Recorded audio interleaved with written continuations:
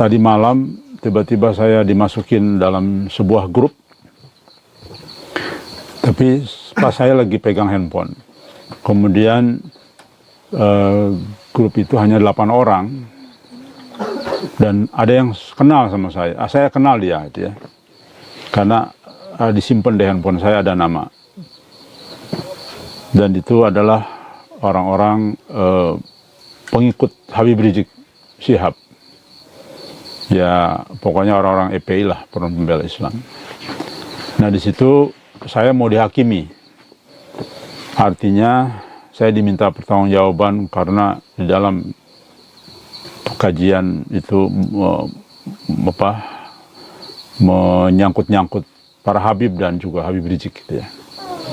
Mereka diminta, saya dikasih waktu untuk membuktikan secara dalil bahwa mereka bukanlah keturunan Nabi. Dan bahkan apa yang saya sampaikan itu saya diminta untuk menjelaskan ya secara ilmiah lah, gitu ya. Artinya itu, kalau enggak mereka akan melakukan sesuatu kepada saya. Baik, saya kira saya sangat senang sekali, berarti ini berhasil. Ini saya tahu nih di antara mereka pasti mendengar ini. Alhamdulillah, saya senang sekali. Jadi itulah tujuan kami, tujuan saya untuk mulai bersikap keras, tegas kepada para tokoh agama. Kepada rekan-rekan yang mendengarkan dari entah itu Front Pembela Islam, mantan-mantan teman-teman Front Pembela Islam atau EPI baru ya, dan juga yang lainnya, khususnya yang sudah pernah mengancam saya untuk halal darahnya karena saya menyabit-nyabit Abbas, awas. Maka mudah-mudahan mereka juga menonton langsung live ini ya. Itu artinya kami berhasil, karena memang tujuan kami itu mulai tegas, keras, dan menunjuk hidung adalah supaya melek. Sebab kami sudah 4 tahun untuk mengingatkan secara santun, secara baik-baik. Bahkan kami sangat bersabar, dihina, ya, kemudian difitnah dan sebagainya.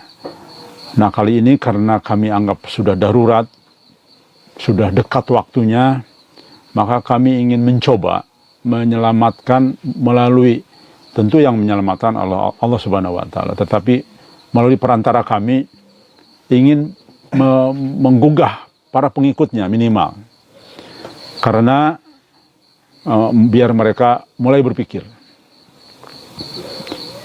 Nah, memang strategi ini kita terbuka saja ya, adalah strategi terakhir yang memang sudah saya rencanakan sejak awal. Insya Allah nanti saya akan kembali ke habitat sebelumnya, yaitu biasa-biasa saja dengan kelemah lembutan. Tetapi kali ini saya paksakan untuk keras, walaupun sesungguhnya saya tidak terbiasa dengan kalimat-kalimat kasar ya. Namun ini saya sengaja bagian dari teknik kita untuk memancing ya. Karena begitu sangat kuatnya fitnah itu bagai kanker di dalam tubuh manusia. Maka sangat sulit sekali untuk bagaimana supaya mereka mau melirik kepada kita ya. Nah, saya kira itu. Jadi pada pagi ini adalah saya ingin menjawab, membuktikan tantangan itu, bahwa kita akan bicara secara dalil bahwa memang mereka bukanlah keturunan Nabi ya. Walaupun saya bukan ulama, bukan ustadz, saya tidak pernah mondok, ngaji pun juga belum lurus. Namun insya Allah kebenaran tidak harus selalu mutlak dari orang-orang terpelajar. Bahkan kebenaran bisa muncul dari orang biasa. Bahkan insya Allah dalam hadis dikuatkan, justru penegak Islam di akhir zaman adalah dari para pendosa atau orang fajir ya. Jadi artinya secara dalil justru insya Allah orang-orang fajir lah yang justru menegakkan agama. Karena ini bersamaan dengan hadis yang lain, bahwa ulama saat ini seburuk-buruknya makhluk di kolong langit. Maka Allah paksa akhirnya orang-orang pendosa inilah yang berjuang dalam menegakkan agama. Insya Allah. Saya kira itu. Baik. Sekali lagi saya akan buktikan itu. Ini sebetulnya sudah pernah dibahas. Namun mungkin karena bagian ini YouTube kita tidak terupload, tidak teredit, sehingga akhirnya saya ulang. Kalau ada rekaman itu sebetulnya tinggal share itu ya. Namun rupanya karena hampir setiap hari harus ngedit mungkin, jadi terlewat bagian ini. Baik, mari kita bicara dari sisi fitnah yang akan muncul di akhir zaman. Ya. Dari hadis Sunan Abu Dawud dan beberapa kitab hadis yang lain yang hampir sama ya, bahwa akan muncul fitnah, namanya fitnah syaro ya, yaitu yang asapnya muncul dari bawah kedua kaki seseorang dari ahlul baitku. Ia mengaku dari bagian dariku, padahal bukan dariku. Ini Nabi yang bicara. Karena sesungguhnya orang-orang yang aku kasih hanyalah orang-orang yang bertakwa. Nah, jadi kalau Nabi mengatakan seorang dari ahlul baitku, artinya ini benar dari ahlul baitnya, bukan yang mengaku-ngaku ini ya. Kemudian di akhir kalimat yang menarik, jika ini sudah terjadi, ini saya karena hadisnya panjang, saya loncat ya. Jika ini sudah terjadi, maka tunggulah kedatangan Dajjal. Artinya fitnah muncul dari ahlul bait Nabi disandingkan dengan kemunculan Dajjal. Berarti ada korelasinya. Nah, nanti kita buktikan. Insya Allah saya bisa membuktikan bahwa fitnah mereka inilah bagian dari rekayasa Dajjal untuk menjebak manusia. Ya, terseret dengan perilaku yang justru jauh dari tuntunan. Mereka seperti orang-orang soleh, seperti orang-orang alim, seperti orang-orang yang dalam trek ahli surga, padahal sesungguhnya merekalah yang menjerumuskan umat ke dalam neraka. Ini saya akan buktikan.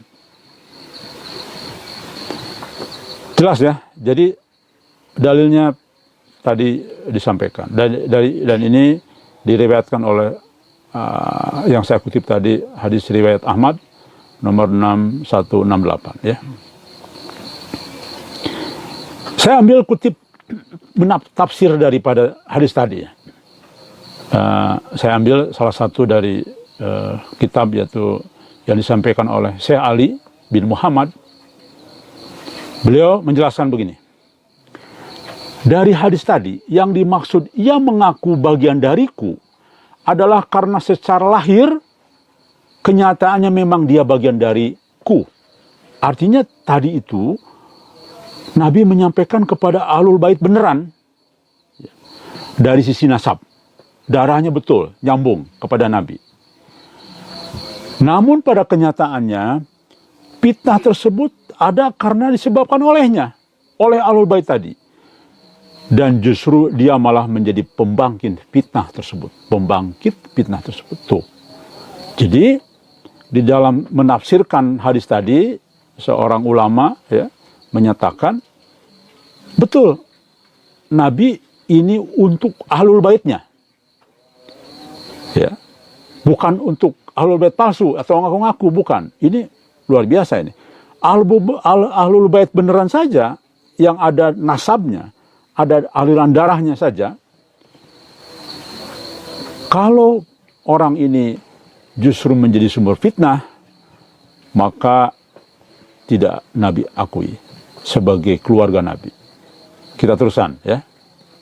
Jadi ini bukan tafsir saya nih, ya, seorang ulama.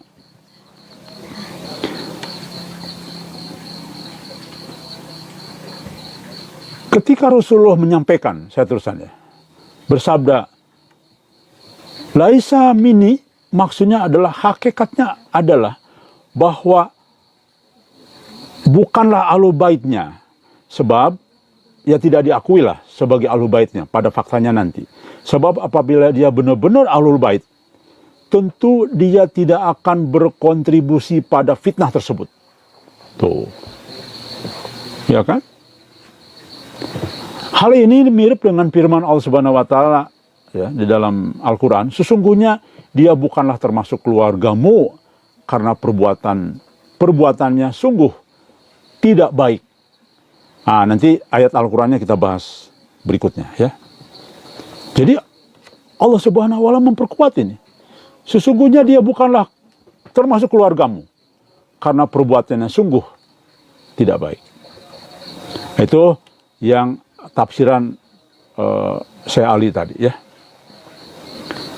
Nah, saya kira saya tidak perlu mengajarin apa itu takwa. Begitu banyaklah di Google juga. Intinya takwa itu adalah tidak bermaksiat kepada Allah. Dalam hal apapun tidak bermaksiat. Itu takwa namanya. Ya. Kemudian pertanyaannya, apakah para habaib sekarang ini dianggap orang bertakwa? Menurut saya, dari teks kitab, hadis-hadis yang ada, berbagai perilaku syirik, perbedaan pendapat yang sebegitu tajam antara yang orang berpijak kepada teks yang aslinya dan mengikuti betul-betul teks aslinya. Ada kelompok yang mempunyai alibi lain, mempunyai argumentasi lain, tidak pernah selesai berabad-abad sampai hari ini. Ada yang mengatakan ini semua syirik perilakunya. Ada yang mengatakan dengan hadis yang sama, tidak, karena punya argumentasi lain. Nah, ternyata sekarang diperkuat oleh kabar kenabian yang dibawa oleh Al-Mahdi Muhammad Qasim, maka jelas bagi kita ini adalah perilaku-perilaku syirik. Apa saja sangat jelas kita bisa lihat secara nyata bagaimana seorang Habib yang justru menyarankan untuk memajang foto-foto aulia katanya, memajang foto-foto ulama katanya, bahwa foto-foto tersebut justru akan bermanfaat, ya, berkhasiat. Jadi artinya minta perlindungan kepada Allah melalui perantara foto. Bahkan kita tahu sekali di Kalimantan itu pengikut siapa? Guru Sekumpul. Justru kalau lihat ke Kalimantan silahkan. Hampir semua warung makan semua ada foto-foto Guru Sekumpul. Karena mereka punya keyakinan bahwa foto ini akan menjadikan berkah. Jualannya jadi rame. Itu artinya jelas sekali nyata bahwa sudah keluar, sudah bermaksiat kepada Allah. Karena apa? Karena tidak mengikuti perintah Allah untuk meminta langsung kepada Allah. Karena Allah sudah tegaskan bahwa Allah itu lebih dekat dari urat nadimu, urat leher nadimu. Lebih dekat. Kalau foto jauh harus langkah 1 meter 2 meter. Kalau Allah jauh lebih dekat. Jadi artinya para habib dan mayoritas ulama saat ini justru bermaksiat kepada Allah. Ya.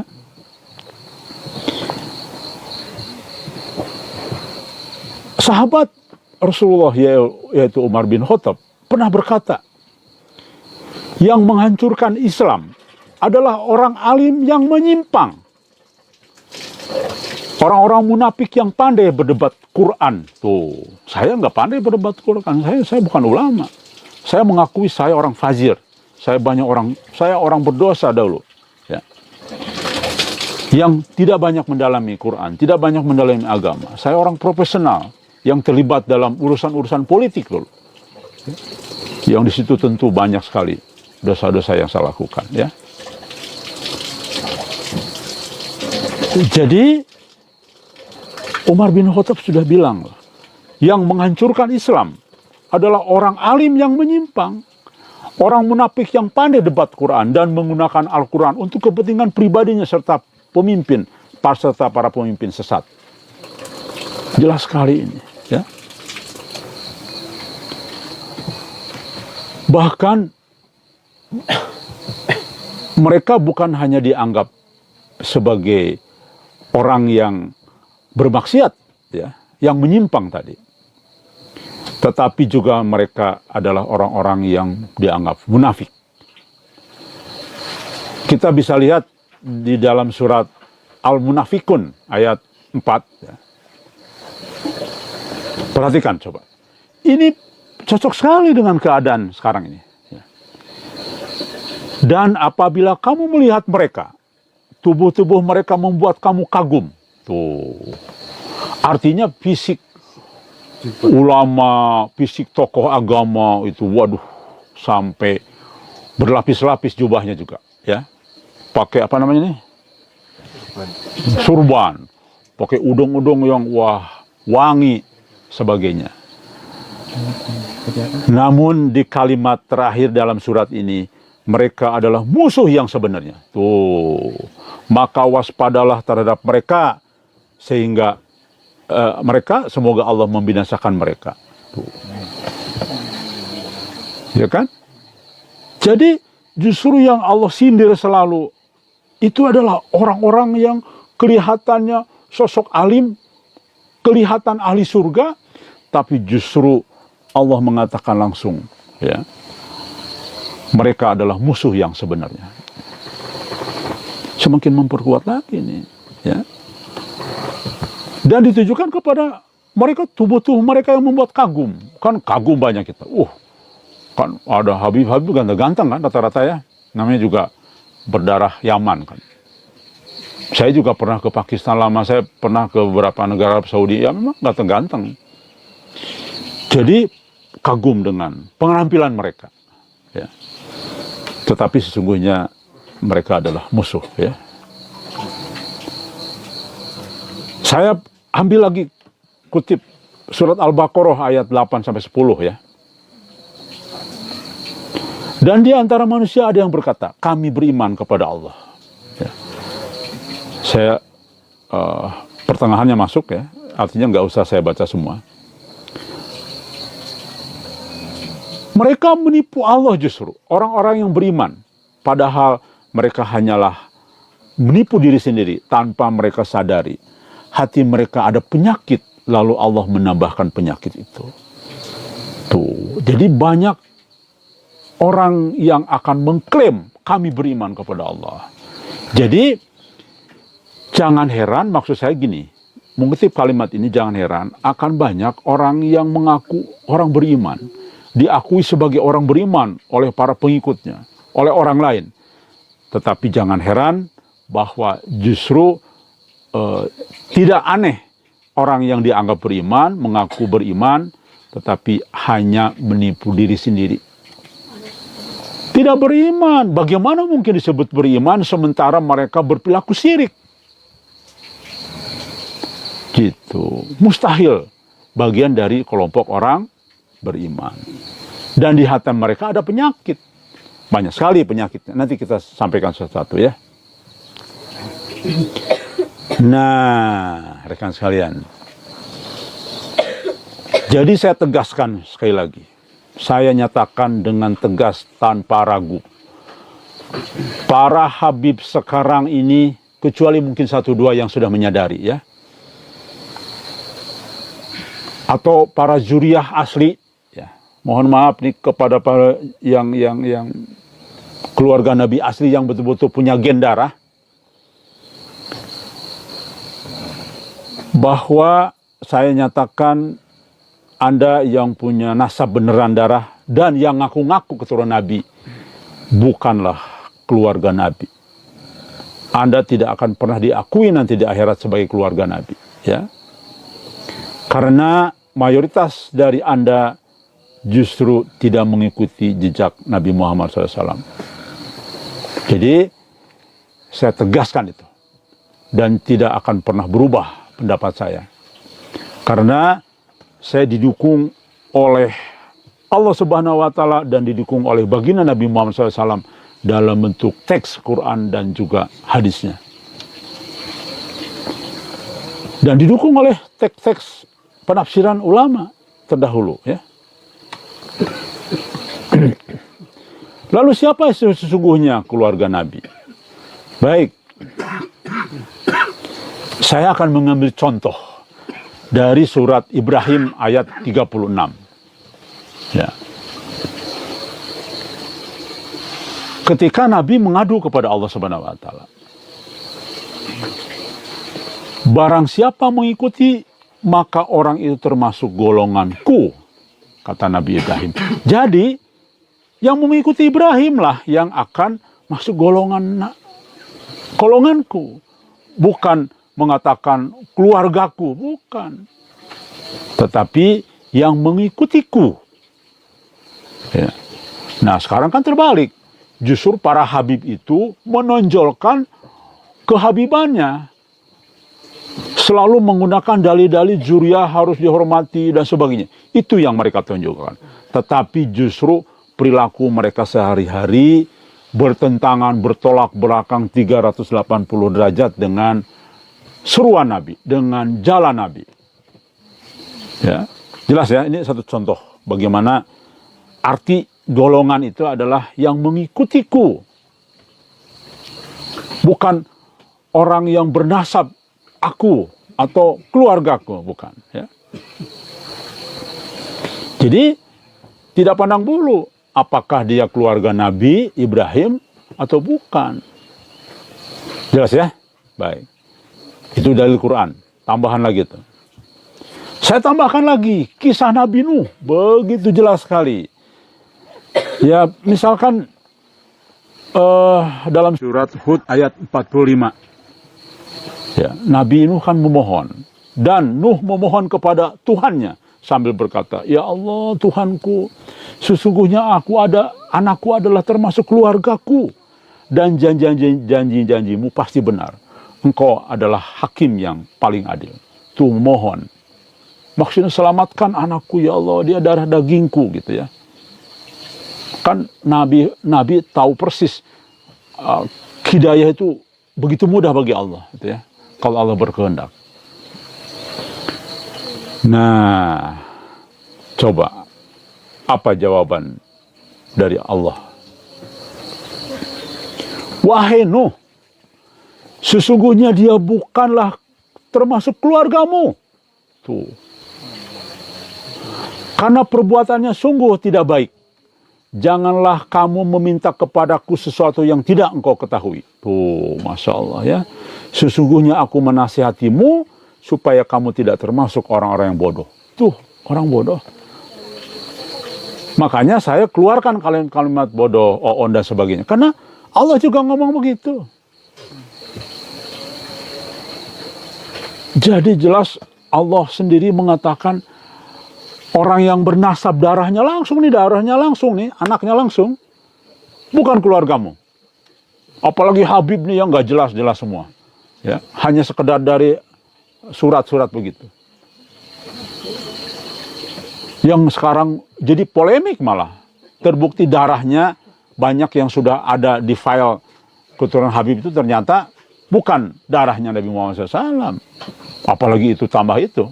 Apalagi sekarang Kiai Imanuddin sudah menyatakan nasabnya terputus. Tambah lagi kan.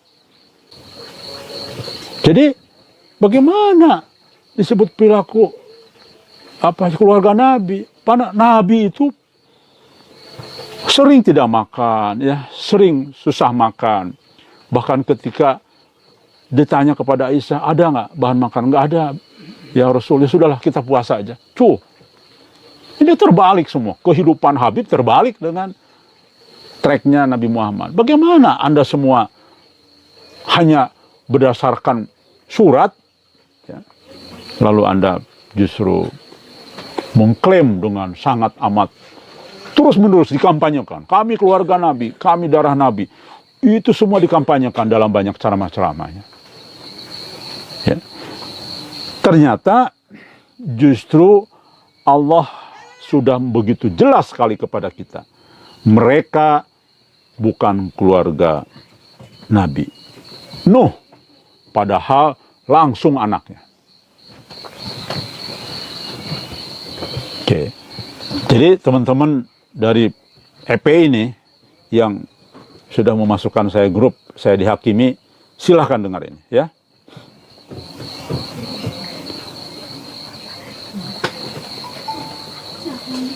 Baik, kita teruskan. Jadi kesimpulannya dari konteks tadi, jelas hadisnya, jelas Qur'annya ya, jelas contohnya. Contoh Nabi Ibrahim, siapa yang ikutin? Contoh dari keluarga Nabi Nuh. Jelas sekali kan? Ini Al-Quran ini, Allah langsung yang bicara. Maka kesimpulannya begini nih, belum kesimpulan. Artinya bagaimana yang disebut dengan keluarga Nabi yang sungguhnya ya. Dari yang tadi disampaikan jelas tergambar. Ada keluarga Nabi tapi tidak mengikuti jejak nabinya. Dia bisa tidak diakui sebagai keluarga Nabi. Betul, dia nasabnya betul, kuat kepada Nabi. Tetapi tidak mengikuti jejak nabinya, Nabi siapapun, ya, maka ia tidak akan diakui sebagai keluarga Nabi. Tuh, ya. Jadi yang jelas-jelas saja, darahnya dites DNA benar, ya. Kemudian katakanlah, ya ulang-ulangnya terkonfirmasi lah. Dari kitabnya juga terkonfirmasi nasabnya. Tapi kelakuannya misalkan pajang foto, kemudian pelaku syirik, bukan diakui, tidak akan diakui. Yang kedua, begitu pula sebaliknya. Nah, ini dia. Tersirat dari apa yang disampaikan oleh Nabi Ibrahim tadi, walaupun bukan keluarga Nabi, namun patuh kepada Nabi, ia akan dianggap oleh Nabi sebagai keluarga Nabi. Tuh. Baik, jelas sekali ya. Ini sebetulnya kajiannya sudah 3 kali disampaikan, tapi memang ini menarik. Dan kebetulan tadi ya, saya ditantang untuk membuktikan bahwa para Habib itu bukanlah keluarga Nabi. Tuh, jelas sekali. Bahkan ada sebuah contoh nih, dari poin tadi. Bukan nasabnya Nabi, tapi oleh Nabi. Inilah Ahlul Baitku. Contoh yang terjadi dalam kisah Perang Parit yang dialami oleh siapa? Tuh, pintar Mas Wada.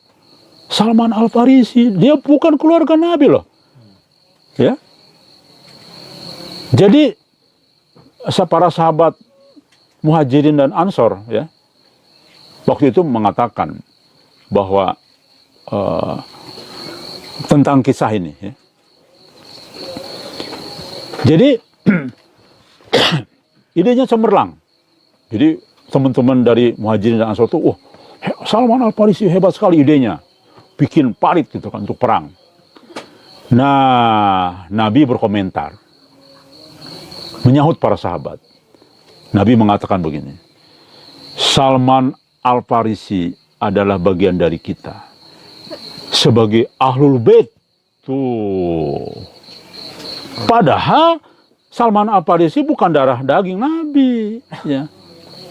Begitu. Dia orang Persia betul. Tapi Nabi mengatakan, para sahabatnya banyak kan. Dialah Ahlul Baitku. Tuh. Jelas ya. Ayolah para Habib berpikir keras. Anda jangan mempertahankan gengsi lah, sudah. Sudah mengakui saja bahwa mohon maaf kami ternyata bukanlah keluarga Nabi. Karena mustahil keluarga Nabi berbuat syirik. Justru saya lebih percaya yakin jauh sebelum melihat surat-surat yang Muhammad Qasim, teman sahabat kita belum melihat surat nasab, saya sudah percaya inilah keluarga Nabi yang sesungguhnya. Dia tidak ngaku-ngaku keluarga Nabi Muhammad Qasim, tidak. Bahkan saya korek-korek pun dia malu-malu. Bro, tolonglah kami beri informasi bagaimana nasabmu. Muhammad Qasim menjawab, untuk apa? Ya saya bilang, begini, kan takdirmu dalam mimpi itu seperti ini. Ya gini deh, pokoknya saya sudah sampaikan, bapak saya keturunan Bani Quraisy, lebih subnya lagi suku Bani Hashim. Itu saja. Nah, dikorek-korek lagi. Ya sebetulnya sih, iya benar katanya. Karena dulu kalau keluarga kumpul masih ada pamannya, bapaknya, itu suka kumpul. Pamannya suka menceritakan, keluarga kumpul nih, surat nasab kita nih, dan sebagainya kepada Nabi. Dipegang oleh pamannya. Sudah lusuh katanya, sudah tua. Suratnya pun. Dari generasi-generasi dipegang itu. Bukan surat seperti Robi itu ada tanda tangannya. Enggak, itu cuman gambaran gitu aja. Nah, ketika saya nanya, ayo dong bro, cari itu. Dia bilang, nggak usah lah katanya, itu mungkin ada di keluarga saya yang lain. Nah, ketika saya sudah pulang ke Indonesia, ternyata Masya Allah, Alhamdulillah akhirnya surat itu kebawa, mungkin dicari. Akhirnya ditunjukkanlah kepada rekan kita dari Amerika yang juga sama-sama tinggal bersamaan dengan kita kedatangannya, yang lebih lama lagi ya. Dia 3 bulan kemudian baru pulang ke Amerika. Nah, dia melihat langsung surat nasab tersebut, keadaannya sudah lusuh, sudah tua. Ya. Di situ Masya Allah dia bilang jelas sekali nasabnya kepada Nabi Muhammad SAW. Yang begini-gini nih, yang keluarga Nabi sesungguhnya malu sebab begini.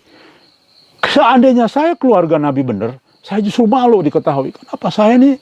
Ya Allah, malulah. Nabi ini begitu sangat indah perilakunya. Masa kita ini seperti ini gitu. Malu malah. Ini para Habib sebaliknya. Akulah keluarga Nabi.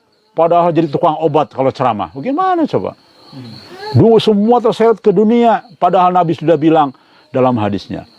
Keluargaku, Allah sudah tentukan. Keluargaku lebih memilih akhirat daripada dunia. Tuh terbalik lagi.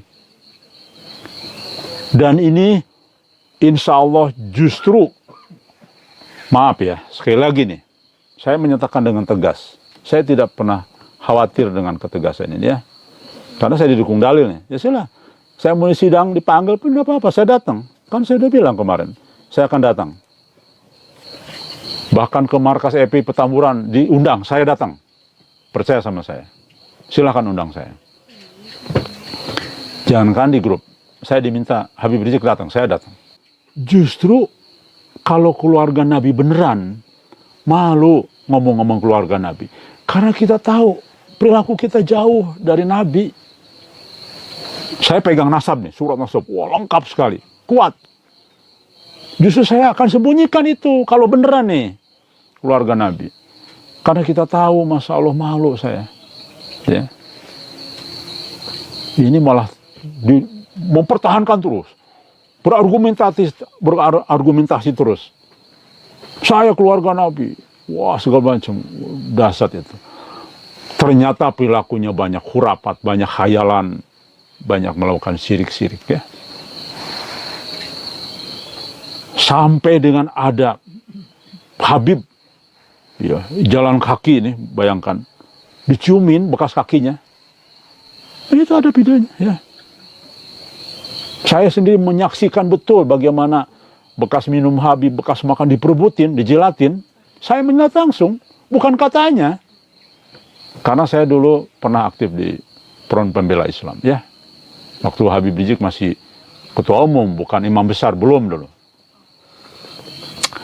Jadi jelas kuncinya adalah mengikuti perintah dan menjauhi larangan Rasul. Sudah itu kuncinya kalau mau jadi keluarga Nabi. Jadi teman-teman di sini semua nih, kalau mengikuti perintah Nabi, menjauhi syirik, akidahnya yang benar, kemudian kita taat, tidak, kan paling tinggi itu kan tauhid, jangan lupa, syirik itu, ya. Karena misi-misinya para nabi, apalagi Nabi besar Ibrahim, Nabi Muhammad kan, itu dulu yang diberantas. Bagaimana mau ada pertolongan Allah kalau kita tidak melepas syirik itu?